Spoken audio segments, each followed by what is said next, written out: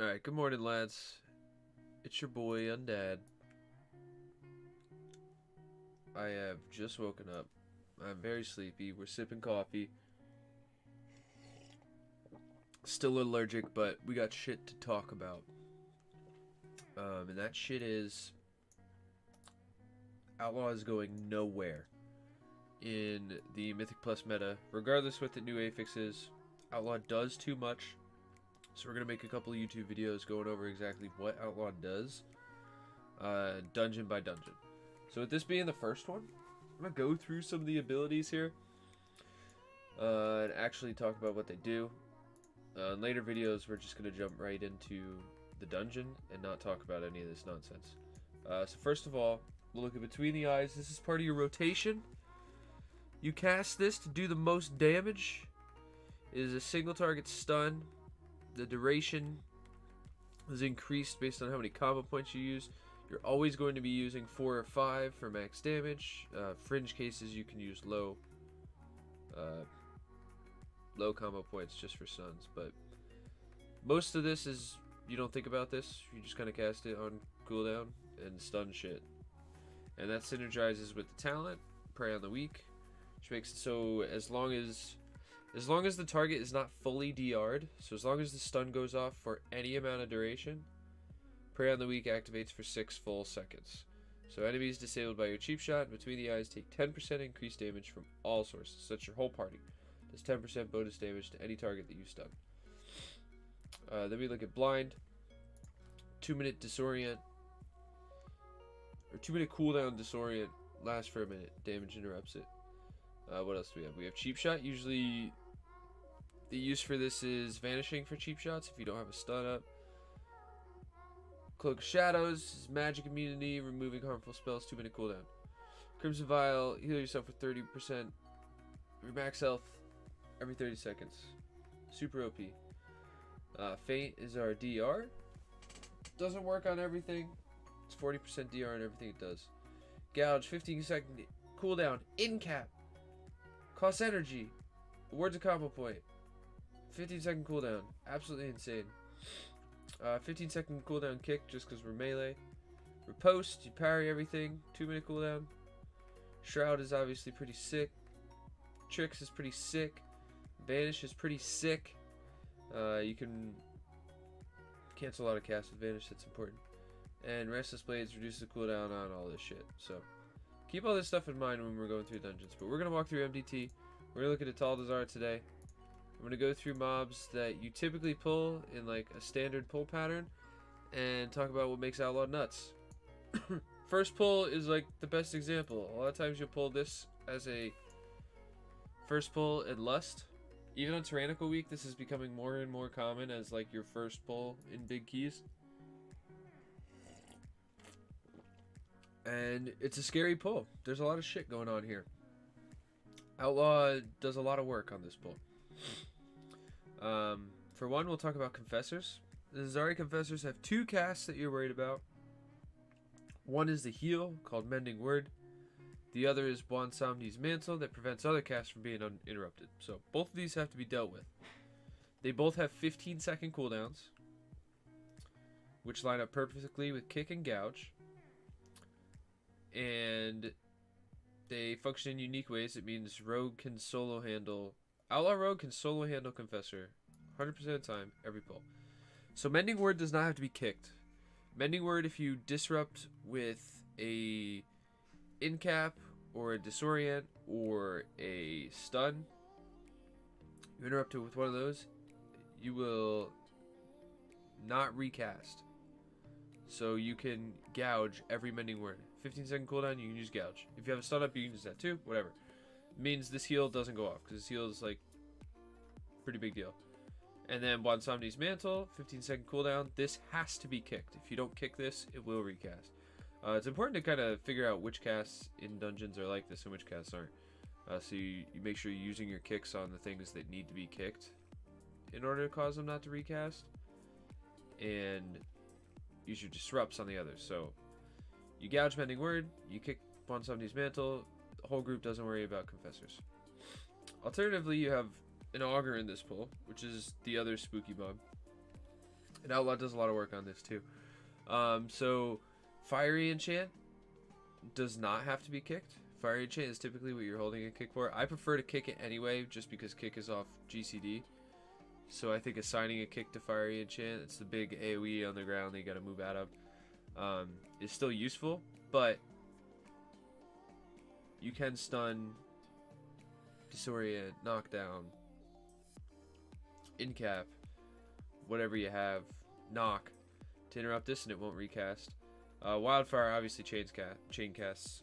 Kicking Wildfire locks him out from the school for however long your lockout is, which keeps him from Wildfires from getting nutty. But Rogue does work here too. So in between your gouge, typically how this pull works for an Outlaw Rogue is, more often than not, I'm assigned to the Confessor. So I'll set the Confessor to focus, and then I have my focus kick and my focus gouge macros, or my focus blind if I need to use blind if I can't get the gouge for whatever reason. I'm low energy or I'm out of range and can't find the front of him. So that way I'm handling heal and I'm handling the mantle. And then I'm typically targeting the augur, using between the eyes to, one, make sure the augur dies faster with Prey on the Weak. I think Prey on the Weak is one of the most underlooked talents in the game. Like, if this red, the mob that you're really scared of dies 5% faster on every pack, that would just be like an auto take, right? But in the reality, that's what this talent is. The mob that you were afraid of dies 5% faster. Like, typically this has like 18 seconds of uptime in the first 30 seconds of a pull, if not a better ratio than that. So that being on the augur means the augur just melts because your whole group's targeting it, and it's taking 10% bonus damage, and you're hitting it with fatty stuns to interrupt wildfires. It's also important to, if you don't already, download a weak aura or add-on or something that makes it easy for you to notice when you are the target of certain spells. So I use BFA targeted abilities weak aura, and it'll make like a little bing when I'm targeted by a wildfire. And you also have in your toolkit the ability to negate these with vanish. So you have wildfires targeting you, you have vanish off cooldown, you vanish it off. Next one targets you, you can cloak the next one. If you don't have a stun up or whatever. But you have stuns up a lot of the time on this pull too. And that just allows your healer to not have to worry about you. And if they don't have to worry about you, they probably aren't going to fall behind on everybody else, because you're not going to get every wildfire on these pulls. The wildfires are going to go off, and anything you can do to help your healer not fall behind is big. And then if you run out of shit, you have Crimson Vial to help out. The next pull is basically the same. It's the same deal as this. It's just not as scary. Oh, and also, if your tank has to kite this first pull, you can use parry to dodge the Fervent Strikes, because these honor guards will attack with Fervent Strike the closest target if the tank is not in melee range. So other melee can just get one shot by this, whereas we can pop parry while the tank kites and stay in a DPS. So Rogue handles this very well. Typically, what do we pull next? We'll typically do some Sarids, some junk in here. Outlaw's actually, like, I think very undervalued on Sarids. Well, maybe not undervalued. Your burst AoE is extremely high, so you take care of Sarids very well. But single target stuns on Sarids are nuts. Like, having the ability, like, cause single target stuns are typically longer than AoE stuns. So AoE stuns will keep things grouped, but a single target stun, like if you're tabbing through and getting multiple between the eyes off during these Sarid packs, you are reducing the outgoing damage by a significant amount. So make sure you're doing that. We'll talk about that a little bit more on later pulls. Then I guess we'll talk about Razan since we're down here. What does Outlaw do well on Razan? Outlaw allows your group to do more damage on Razan by baiting the pursuits. So every time Razan has like a cycle of abilities. He'll cast his tank bleed, then he'll cast his fear, and then he'll cast his Pursuit. So during his fear, you're LOSing the boy. And then when you come out, as long as there are at least 2 people out of melee range, as long as there are 2 characters outside of melee range, Razan will always pick one of those 2 to Pursuit. If there's only 1 outside of melee range, it's random. If there's 2, he'll pick one of those 2. If it's 3, he'll pick one of those 3. So the way you manipulate this boss is you always have 2 people outside of melee, and it's always the 2 people that you want to get the Pursuit. And Outlaw can vanish off the Pursuit. As soon as the cast is done, if you get chosen by the Pursuit, as soon as the cast finishes, you vanish. He doesn't pursue you anymore. You go back in and you fight. So, as an Outlaw Rogue, you should actively be doing that and communicating with your group that, hey, I have Pursuit up, or I have Vanish up, I'm baiting. After the fear, you get like 1 or 2 more globals in, and then you step out of melee range. See if he chooses you. If he does, you wait until the cast finishes. As soon as the cast finishes, you vanish. It'll drop it, and you go back in. And this really helps with group DPS. Make sure that somebody that can't drop it doesn't get it, right? Like if one of the other melee DPS randomly gets it, or even if the healer gets it, or the tank gets it, like that's lost DPS. You want to have everybody doing damage to the boss as possible, especially on single target bosses that like don't have a super intensive healing requirement, like Razan. They have like burst, well not burst healing, but you need to keep the tank alive through the bleed. But outside of that, there's not really much to do. So you want your healer to be able to damage. You want your tank to not have to kite the boss out. Yada yada yada. So that's big on Razan. It seems small, but it's pretty big. Semi come up here, and we typically do a pack like this. Maybe not all together, but we do a pull like that. What's Outlaw good at here? Oh, so typically these shield bearers, when they come in, these are the boys that drop your bulwark or juju. You have to use some sort of stun or disorient to interrupt this. Knocks don't work, grip doesn't work. Fears work. But typically what I'll do in this pack is, since they're often desynced, sometimes you can get lucky and they're synced and you can use AoE stuns like your Warrior Shockwave or Monk Sweep or Demon Hunter Chaos Nova to get both of them. But typically I'll come into this pack and I'll mark one for myself. I have a couple marks bound, and depending on what the group uses, I'll use triangles like my go-to. You can also use X. I thought I changed binds to have more. I gotta reset that. Well, I have triangle and X right now, but I want skull and moon available as well.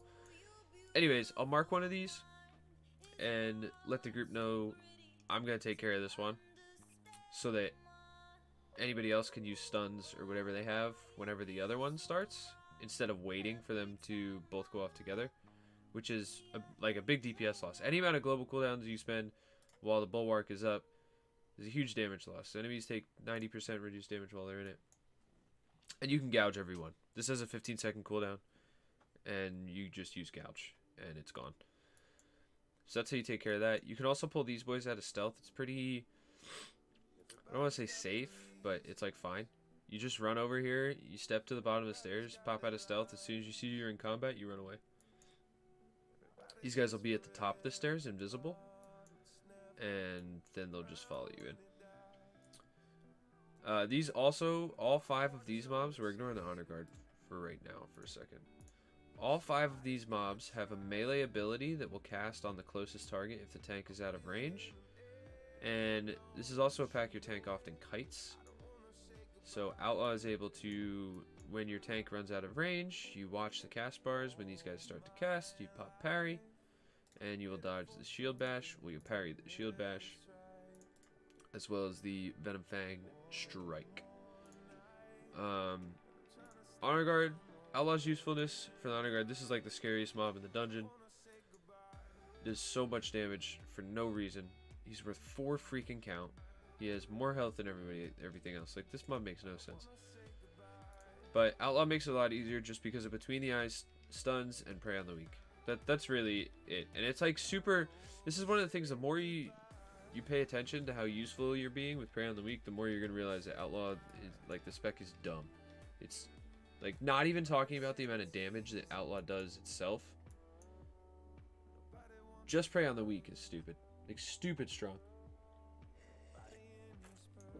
Anyways,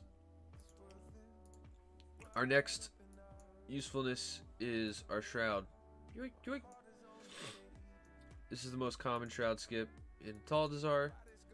These mobs are all garbage, especially this pack. Is like anything with an honor guard you don't want to be doing really. So use shroud to get into this boss. There's not really anything unique that Outlaw is good at on this boss, other than Crimson Vial and good sustained damage. This is also a boss I like to pop Adrenaline Rush on the totems, and then sometimes hold on the boss. So I have it for the next pull. But you have flexibility there depending on what your rolls and shit are. Then also, there's a cool way that rogues in general, this is not just Outlaw Rogue, but rogues can make, now usually shroud in, and then you do a little skip out where your tank will pull shit away, or you'll pull shit away. I see a lot of Outlaw Rogues are just like I've just been like grouping with a lot of random boys lately. Playing alts, so I get to see like what other rogues do. And I see a lot of rogues be like, yeah, I'll do the skip, and then they pull this shit to the side. Don't do that. One, it's riskier. It's possible you die. It's possible like somebody's in range and accidentally gets hit by a hex. And it's also slower than how you can skip. Like there's another way to skip out this. And the way you do it is you have to understand how blind interacts. So the way blind works is when you blind a target, the first player that comes into range of the blinded target will be put in combat. But then subsequent players that walk into range will not be put in combat with it. Which is extremely, like, understanding how that interacts is extremely important for a lot of skips in the game. So the way you handle this one is, I always go right side, you can do left side, they both work, it's fine. So this boss dies, right? I re-stealth. I blind this honor guard. I sap this witch doctor. I hug the wall while I'm on the stairs, and I pop out of stealth to make sure that I get into combat with this honor guard. As soon as I see the combat indicator on my bar, I tell my group you're safe. The group can run out the right side. They will not get in combat with either of these mobs, because sap, you don't get put in combat by walking by. Honor guard, I already have the threat on the honor guard that's blinded. And these two mobs are far enough away that they won't pull. Like they're just on the other side of the stairs, so you don't get in range if you hug the right. They run through, they jump down, they start this pack. I vanish, so then you vanish the threat off from the blind, and now we're through. So it's literally boss dies, stealth, blind, sap, pop out of stealth, go through, everybody runs, vanish. Instead of this like, yeah, I got this, I'll pull this aside, you have to wait for the mobs to run the fuck away. You hope you're not in range. You hope the rogue dies. You have to pop parry out here usually. Sometimes you have to pop cloak. And parry and cloak are insanely useful on this next pull. So stop doing the pull away skip. Start blind sapping. You'll be a lot happier. Alright, this pull. A lot of the things that makes Outlaw good on this pull is what makes Outlaw good here. So we have one new mob introduced here that we haven't fought yet. The Witch Doctors. We'll cast Unstable Hex. I'm actually blanking right now. I'm nearly certain Hex needs to be kicked and will recast if you use a stun or a incap or something to disrupt it. I'm nearly certain Hex needs to be kicked. Venom Blast, obviously.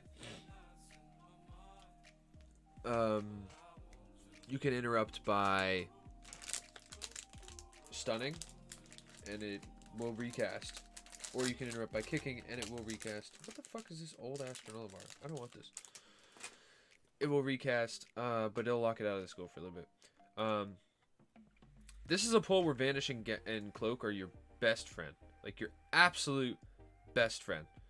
It's unreal the amount of damage you can soak with Vanish and Cloak if you're paying good attention. So typically we'll mark both of these, right? You'll set like somebody's gonna kick Hex and Venom Blast when they can on one. Somebody's gonna kick Hex and Venom Blast when they can on the other, and you're gonna kill one of them. Typically in the group, I'll call it like I'm the Hex on this guy, on the one on the right when we're coming down the stairs, and we're killing the one on the right. This is where between the eyes to interrupt Venom Blast is huge. You can also, in the middle of this, be gouging shield bearers to help with that. So if we remember our previous pull, we're gouging. We're marking one here to gouge. We're taking care of that so you don't have to use stuns. You can use stuns on Venom Blast cast instead. And then paying attention when you're targeting things. If you notice that you're getting double targeted by Venom Blast, that's an easy cloak. And then you can also... Cloak lasts long enough, and based on the cast, that you can RNG roll, and if they double cast on you 3 times in a row, you'll soak all 3 with Cloak. And by that time, like, one of these is pretty much dead. So pay attention to if you're targeted by stuff and the uptime on your Cloak, and also utilize Vanish for this. And then be ready, because usually when these Witch Doctors die is about the time your tank is probably going to kite out. Stalkers and Shield Bearers still alive, be ready to pop parry. And be using between the eyes, right? Like, when this one gets full DR'd, if they're both still alive, make sure you start stunning the other one. Instead of just attacking this one and not getting the value of the stun. Because if the stun doesn't go off, Prey on the Weak doesn't go off. And you want these to be dying, so you want Prey on the Weak going off. Next pulls, Skyscraper pulls. Spooky. Pretty spook. Outlaw is really good, again, because... on these pulls, to make sure, obviously, you're typically targeting the Sky Screamer because you want to be efficient with your cleave, but your stun casts should be used on the Toxic Swords. So make sure you're between the eyesing Swords and not the Screamer. It's a bit of a waste to stun a mob that does nothing when you could be stunning mobs that eat your entire group's butt. So make sure you're doing that. Same thing for this pull. Same thing for this pull. Same thing for this pull. Atal'Dazar gets a little repetitive here. Same thing with this pull. All this shit. Stun Swords. Overarching thing we're going to talk about here right now. We're going to put little markers. Here we go. Let's put a marker here. Here. Oh, what the... a boy here. There's one here. There's one that we use here. And there's one we use, I mean, on both these, on all these sides. There's also one you can use here. Snap spots! Atal'Dazar is infamous for having snap spots. It was kind of highlighted in the MDI. Is pretty much highlighted in a lot of high key push streams. So the way snap spots work or interact with a lot of mobs in here is if there is not a path to the current threat target, the mob will teleport onto them. This is generally how snap spots work. So there's these little like edges of these bridges, these little platforms around the edge that don't have actual pathings to them, that mobs will snap to the tank. And this is important interaction because of the way the Sards work. If the Sards are snapped onto the tank, and they're on this little pillar with the tank, they will not cast Leaping Thrash. They will not... they won't just pick somebody and jump on them and annihilate them. Which, one, means they die faster because they're not jumping all over the place, so your cleave is all consolidated in one spot. 2, your healer only has to heal the tank. Granted, the tank gets owned, but only has to heal the tank, which is typically easier. And your DPS doesn't have to pop like defensive cooldowns and shit on these pulls. So there's a lot of spots you can use to snap these things. Your tank can get threat and then move on to the spot, but the easiest way to do it is to have your rogue tricks everything, which is another reason Outlaw, well, Rogue, but Outlaw in particular, is so strong in here. So basically, your tank gets on the spot, you cast tricks, you go tag these boys, and they insta-port up to your tank up here. or you do it with these, or with these, or with these, or with these, or with these. This takes a little practice and synergy with your tank to get used to doing, but once you do it, it can be really fast, really efficient, and it makes these packs a yoke. So it's just another use of Outlaw in this dungeon. This pull is all stuff that we've talked about before. There's nothing really special on this pull. Nobody really needs to do anything on this pull. Interrupt augurs, honor guards you can parry, Outlaw is cool. And then we have the big boy pull. And this is just, again, usefulness of Prey on the Weak. Means the Augur or the Juggernaut. I think focusing the Juggernaut in this pull is actually the better play. Prey on the Weak makes this pull a lot easier for the rest of your group. Whatever you decide to focus, you can annihilate. And then you can also get a lot of stops on the Augur, which we talked about earlier in this pack. Basically, you take like the thought processes and playstyles of previous packs, and you just keep using them in future packs that have repeat mobs. And then Priestess, nothing special other than that you can blind one of the ads. And if you're Blood Elf, you can Arcade Torrent the Gilded Claws. Last boss, Outlaw benefits from priority damage. So if you drop the Soul Rend ads close to the boss and you Blade Flurry, not only will you annihilate the ads because Blade Flurry owns, but you'll gain keep your wits about you stacks and do more boss damage, which is important. You always want to be utilizing any situation in which you can gain boss damage through ads. Makes your key faster. Additionally, you can grappling hook over the spiders and not pop them, which is good. I see a lot of young outlaw boys out there, or young rogue boys out there using cloak shadows to clear spiders. Don't do that. It makes the fight harder. It's much better to keep the group all stacked on the boss together so that the spiders are consolidated to one place. Like they fixate, they all run towards you, then you move the boss and they all run towards you. Makes it a lot easier to manage rather than cloaking to clear a bunch of shit and then part of the room is now no longer usable to you because you have spider death pools on the ground. So if you are cloaking on this boss, I would get out of the habit and I would just teach your group how to do the fight correctly, and it'll make your time a lot easier. So Atal'Dazar is a good example where there's not like a lot of really broken stuff, but there's a lot of little things that Outlaw does that is much more useful than pretty much any other class in the game. So we'll continue this and we'll start going through all the other dungeons. I think the other ones will be less rambly as I get more comfortable making these videos. So thanks for watching, boys. If you have any questions, I promise I'm going to actually get better about responding to comments. You can check out my stream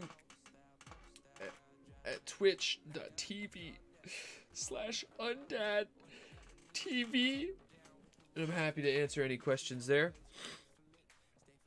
And I will see you guys tomorrow for the next dungeon. Thanks.